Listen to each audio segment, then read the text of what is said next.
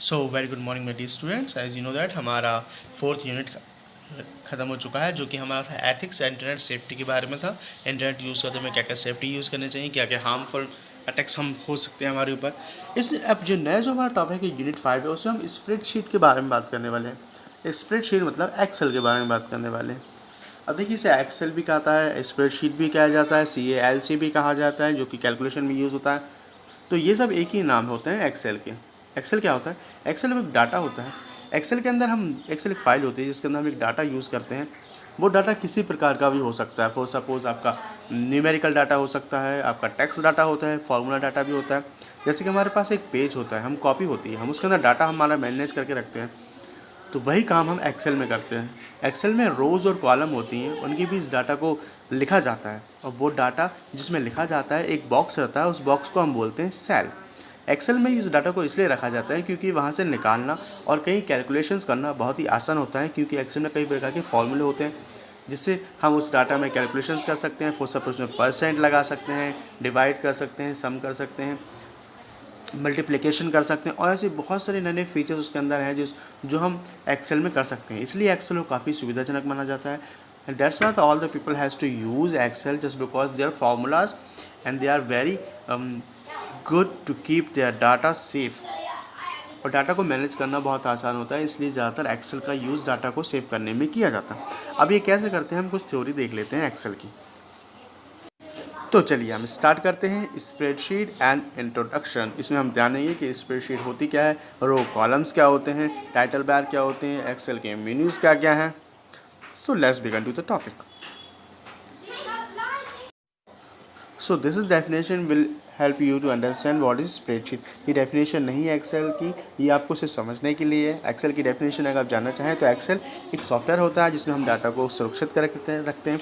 Excel is an software which are use to keep your data maintain and Excel are basically use to use their formulas और calculations. तो ये definitions होती हैं Excel की।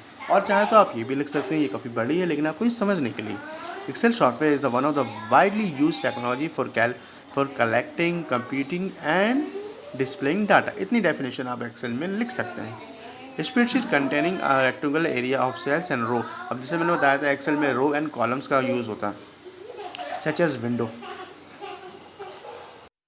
तो जहाँ पे कैलकुलेशंस की बातें हैं, जहाँ तक फार्मूलेस की बात आती है और डाटा को मेंटेन करके रखना पड़ता है, हमें डाटा निकालना पड़ता है वहाँ से, हमें डाटा में कई कई फिल्टर लगाने पड़ते हैं। तो ये काम सब एक्सेल की यूज़ से ही पॉसिबल हो पाता है। तो जहाँ भी आप ऐसी जगह यहाँ पे कैलकुलेशन का यूज़ होता है। फॉर सपोज बैंकिंग में एक्सेल का बहुत यूज़ होता है। और हर एक सॉफ्ट जहाँ पे हम डाटा सुरक्षित रखते हैं, हमारे पास बहुत ही संख्या में डाटा होता है, वहाँ पे हम एक्सेल का यूज़ करते हैं। ऑलमोस्ट हर जगह एक्सेल का यूज़ किया जा सकता है क्योंकि वो डाटा अच्छे से मेंटेन कर सकते हैं। अगर पास थाउजेंड्स की संख्या में डाटा हो और बिलियंस में भी हो सकता है, और वहाँ से मुझे कुछ स्पेसिफिक डाटा चाहिए, तो ये काम फार्मूले से होता है, और फार्मूला से पॉसिबल है एक्सेल में। तो ये काम सिर्फ एक्सेल से ही हम कर सकते हैं क्योंकि हम वहाँ फार्मूले लगा सकते हैं। MS वर्ड में आप फार्मूला नहीं लगा सकते। ओपन ऑफिस में MS ऑफिस डॉक में BDMS और कई सॉफ्टवेयर होते हैं, वहाँ फार्मूले नहीं लगा जाते। फार्मूले सिर्फ एक्सेल में ही लगा जा सकते हैं, जो कि हमें माइक्रोसॉफ्ट के द्वारा प्राप्त होता है। एक्सेल एक पूरा पैकेज होता है जो कि माइक्रोसॉफ्ट ने बनाया हुआ है। ओपन ऑफिस भी होता है, लेकिन जो माइक्रोसॉफ्ट का है वो पेड होता है, और ओपन ऑफिस जो है वो फ्री है। तो इसलिए हम माइक्रोसॉफ्ट का एक्सेल यूज़ करते हैं क्योंकि वो थोड़ा ईजी पड़ता है हमें। लेकिन अगर फ्री में बात की जाए तो ओपन ऑफिस है, तो वहाँ हम यूज़ कर सकते हैं क्योंकि वो is a free of charges, anybody can use, open sources होता है। अब देखिए, जो आप ये देख रहे हैं एक्सेल का 2016, ये एक्सेल का एक वर्जन है जो कि लेटेस्ट वर्जन के हिसाब से देखा जाता है। वैसे लेटेस्ट में देखा जाए तो 2019 तक एक्सेल में आ चुके हैं। ये वर्जन हम क्यों बार बार चेंज होते हैं, 2007 से लेके कई वर्जन चेंज हुए। 98 तक वर्जन था एक्सेल का, और 2019 तक आ चुका है। तो ये कुछ कुछ चेंजेस के साथ नई फीचर्स ऐड करने के बाद हम एक्सेल का न्यू वर्जन हमें अवेलेबल होते हैं, जिसमें कोई न्यू फीचर्स ऐड किए जाते हैं, न्यू फॉर्मूला ऐड किए जाते हैं, और यूजर्स की चीज़ों को सुविधाजनक बनाएगी। To make the it is the effort of Excel to make very user friendly of Excel. तो देखिए, अब एक्सेल बनाया किसने, तो आप उसके ये पूरे हिस्ट्री आप देख सकते हैं। मैंने कि हाँ, अब इसमें दिखाया गया कि एक्सेल से पहले भी कई प्रकार की कैलकुलेशंस डिवाइसेस, कई सॉफ्टवेयर्स बनाए गए थे, और ये काफ़ी फेमस भी होते हैं। उसमें से एक स्प्रेडशीट भी है। First look it came out in the first Apple second computing. Now Excel is the most popular software for calculating and analysing type of work.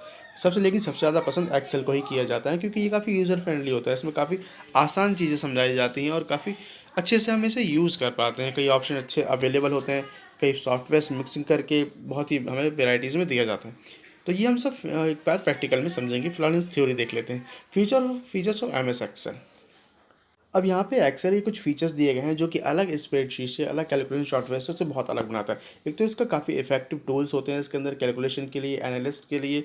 और दूसरा देखते हैं, Excel can be send through email and view with the most smartphones which make it more convenient. अब Excel में क्या होता है, Excel की कई कई फाइल हम मेल के द्वारा भेज सकते हैं, और कई कई कई बहुत सारे ऐसे एंड्रॉयड मोबाइल्स हैं जिनमें एक्सेल सपोर्ट करता है, तो वो इजीली देख सकते हैं उन्हें बिना कोई कन्वर्ट करने के, बिना चेंजेस करने के। ये जो फीचर्स की हम बात कर रहे हैं वो 2016 एक्सेल की बात कर रहे हैं।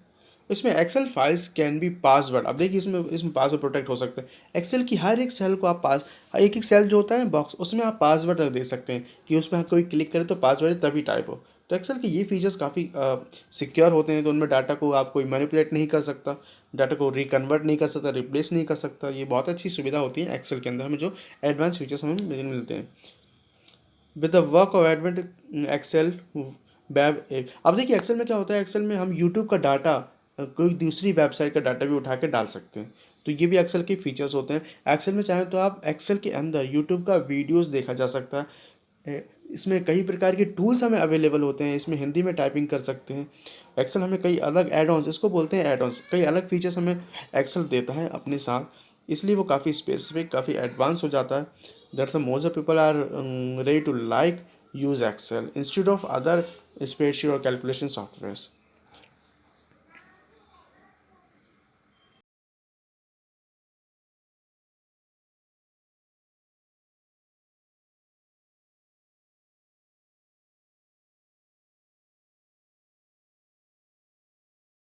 चलिए देख लेते हैं एक्सेल स्टार्ट कैसे करना है। देखिए आपको पहले विंडो दिखाई देगी, आप ऐप्स पे क्लिक करेंगे। अगर आपके पास अब विंडोज़ 8 है या दूसरे विंडोज़ है उसके लिए, बाकी तो आप सिंपली क्लिक कर सकते हैं। ऑल ऐप पे क्लिक करने के बाद एक्सेल सर्च करके आप एक्सेल को ओपन कर सकती हैं।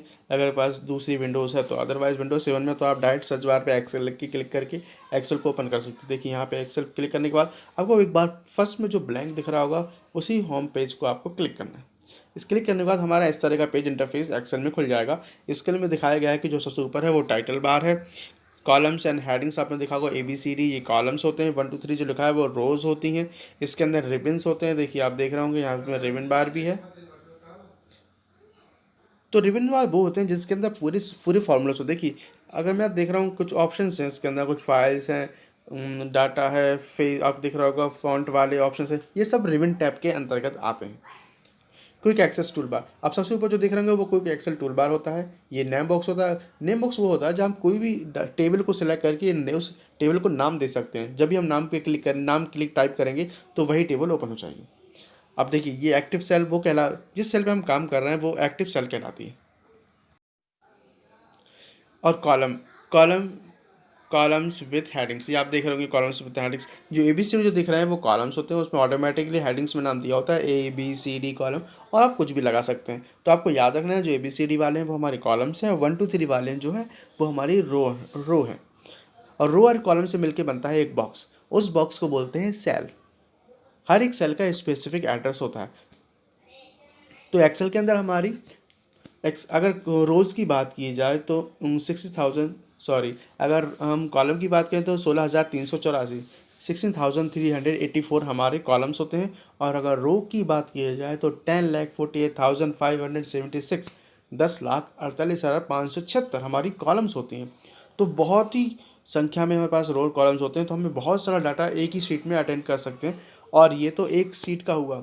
एक्सेल में पूरी वर्कबुक, इतने अंदर बहुत सारी सीटें होती हैं, उसको बोलते हैं वर्कबुक। एक्सेल के अंदर वर्कबुक होती है, उसमें बहुत सारी सीटें होती हैं, और बहुत सी सीटें उसमें कितनी ही हम रोज़ एंड कॉलम क्रिएट कर सकते हैं। तो ऊपर एक्सेल की सबसे ऊपर की जो टाइटल बार होती है वो क्विक एक्सेल टूल बार आती है। क्विक एक्सेस जल्दी इसलिए बोलते हैं क्योंकि वहाँ पे सब ऑप्शन अवेलेबल होते हैं। क्विक एक्सेस मतलब जल्दी पहुँचने के लिए। तो क्विक एक्सेल टूल बार होती है, वो उसकी definition is located on the top of the left side on the window. It provide the frequently use button, कुछ शॉर्ट बटन, कुछ सॉफ्ट ऑप्शंस बहुत जल्दी अवेलेबल होते हैं, इसलिए उसे बोलते हैं क्विक एक्सेस टूल बार। जल्दी पहुँचने के लिए हर ऑप्शन अवेलेबल होता है क्विक एक्सेल टूल बार में।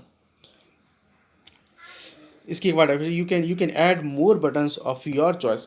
क्विक एक्सेल टूलबार्स में कई प्रकार के सॉफ्टवेयर शॉर्ट बटन्स हम यूज़ कर सकते हैं। फॉर सपोज हमें रीडू अनडू वाला बटन चाहिए, हम बार बार कट तो नहीं कर सकते, नहीं कट कॉपी पेस्ट नहीं कर सकते, तो वहाँ बटन पे क्लिक करके ऐसा क्विक एक्सेल टूलबार से बटन बना सकते हैं जिसमें हमारी सुविधा अनुसार हम वहाँ पे एक्सेस कर सकते हैं।